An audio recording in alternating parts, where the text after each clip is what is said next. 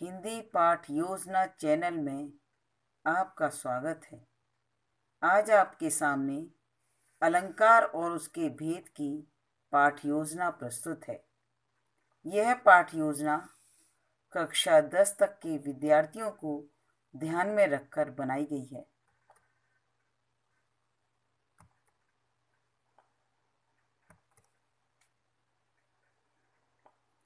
अलंकार का अर्थ होता है आभूषण।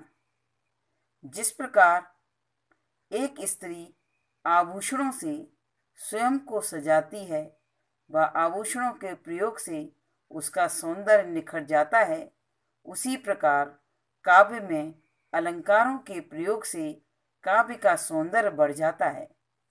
काव्य में अलंकारों के प्रयोग से चमत्कार उत्पन्न होता है। हिंदी व्याकरण में अलंकारों के इसी गुण के कारण उनका विशिष्ट स्थान है और इनका महत्व भी इसी गुण के कारण बढ़ जाता है। अलंकार के दो भेद हैं, शब्दालंकार और अर्थालंकार।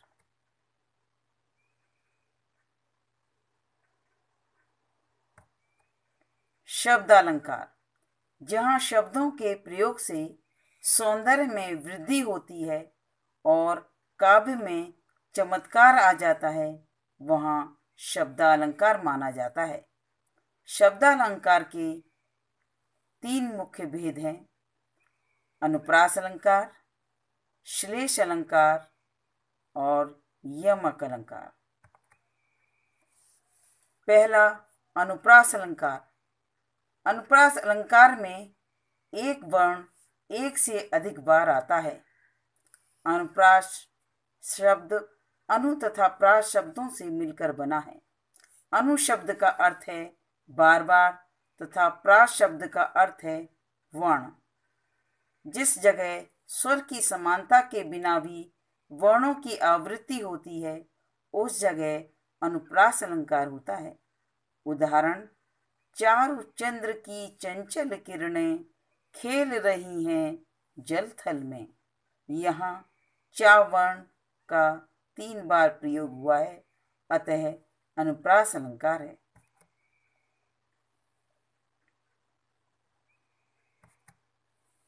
अनुप्रास अलंकार का दूसरा उदाहरण देखिए। मुदित महीपति मंदिर आई। यहाँ मां वर्ण का 3 बार प्रयोग किया गया है। दूसरा शब्दालंकार है यमक अलंकार। जिस जगह एक ही शब्द एक से अधिक बार प्रयुक्त हो, लेकिन उस शब्द का अर्थ हर बार भिन्न हो, वहाँ यमक अलंकार होता है। उदाहरण, 3 बेर खाती थी वे 3 बेर खाती हैं। यहाँ बेर शब्द का 2 बार प्रयोग किया गया है, लेकिन दोनों के अर्थ भिन्न हैं। पहले बेर का अर्थ बार है और दूसरे बेर का अर्थ बेर फल है। यमक अलंकार का दूसरा उदाहरण देखिए। कनक कनकते 100 गुनी मादकता अधिकाय, बाखाए बोराए जग या पाए बोराए। यहाँ पर कनक शब्द का 2 बार प्रयोग किया गया है, लेकिन दोनों के अर्थ अलग हैं। एक कनक का अर्थ धतूरा है और दूसरे कनक का अर्थ सोना।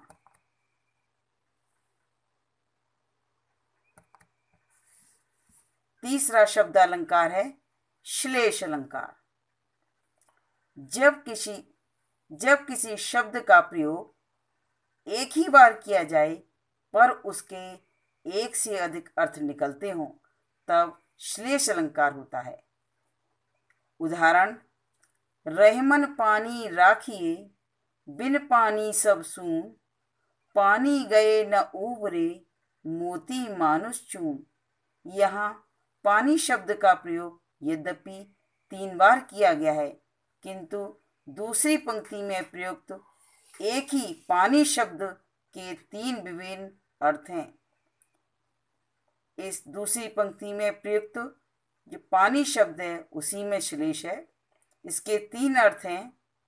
पहला, मोती के लिए पानी का अर्थ चमक, मनुष्य के लिए इज्जत सम्मान, और चून यानी आटे के लिए पानी है।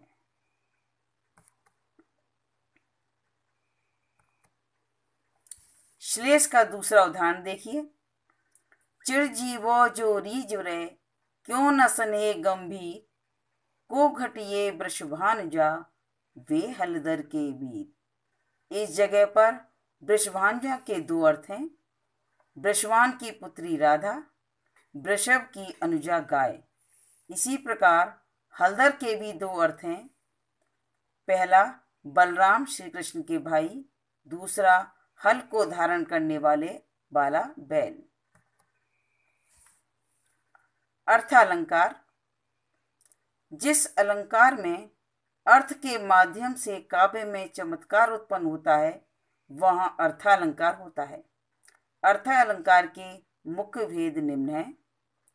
पहला, उपमा, रूपक, उत्प्रेक्षा, मानवीकरण, अतिशयोक्ति आदि। उपमा अलंकार। जब काव्य में किसी प्राणी, वस्तु आदि की तुलना उसी के समान रूप, रंग और आकार आदि में गुणों की समानता वाली वस्तुओं से की जाए तब वहाँ उपमा अलंकार होता है। उदाहरण, तब तो बहता समय शिला सा जम जाएगा। यहाँ पर उपमा अलंकार है। उपमा अलंकार के 4 अंग होते हैं। पहला, उपमेय। उपयुक्त उदाहरण में बहता समय उपमेय है, जिस व्यक्ति, वस्तु आदि की उपमा दी जाए।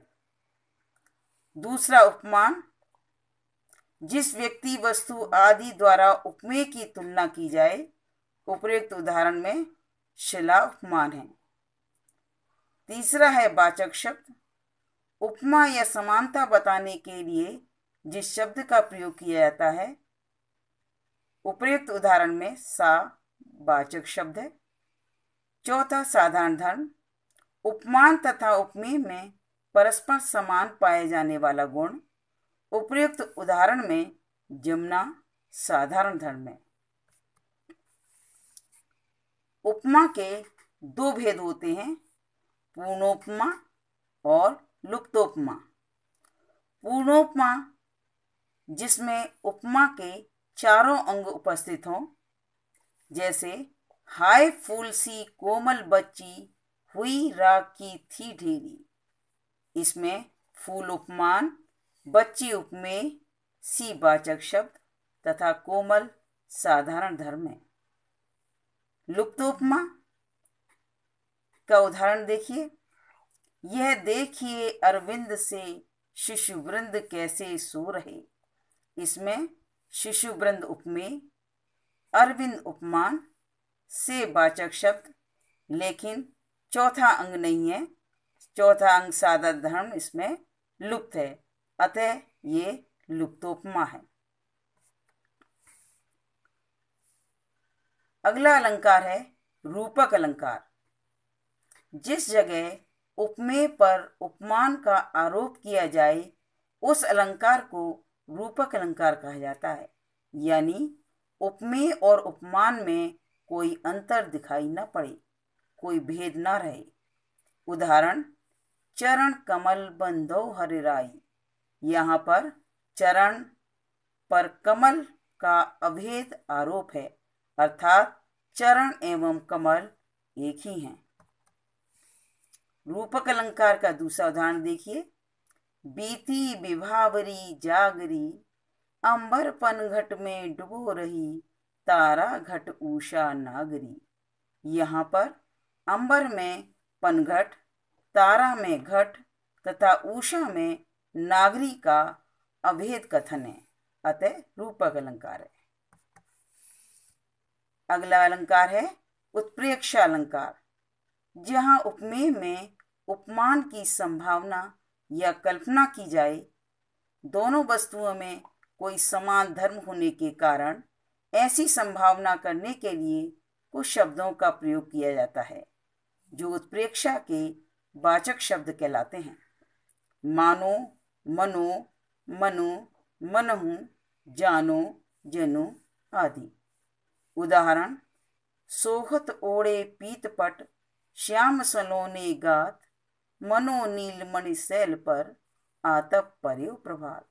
इसमें श्री कृष्ण के श्याम शरीर पर नीलमणियों के पर्वत की तथा पीतपट पर प्रभात की धूप की संभावना की गई है, अतः उत्प्रेक्षा अलंकार है। उत्प्रेक्षा अलंकार का दूसरा उदाहरण देखिए। कहती हुई यों उत्तरा के नेत्र जल से भर गए, हिम के कणों से पूर्ण मानो हो गए पंकज नहीं।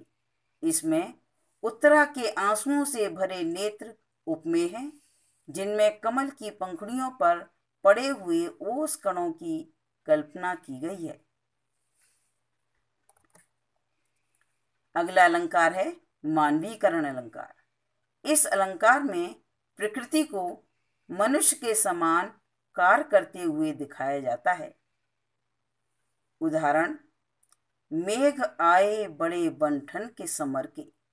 यहाँ मेघों को मनुष्य के समान सजा संवरा बना ठना दिखाया गया है, अतः मानवीकरण अलंकार है। मानवीकरण का दूसरा उदाहरण देखिए। दिवसावसान का समय, मेघ में आसमान से उतर रही, संध्या सुंदरी परी सी धीरे धीरे।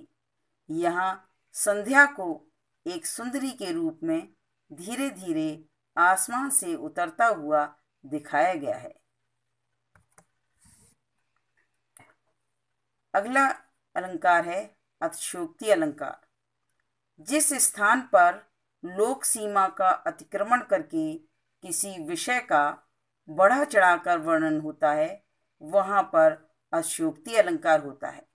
उदाहरण: हनुमान की पूंछ में लगन न पाई आग, लंका सिगरी जल गई, गए निशाचर भाग।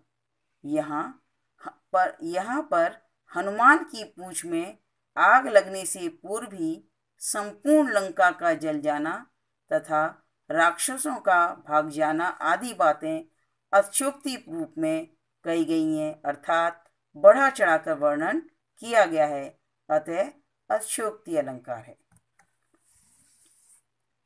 आशा है आपको ये पाठ योजना पसंद आई होगी। यदि आपको ये पाठ योजना पसंद आए तो लाइक करें व सब्सक्राइब करें। धन्यवाद।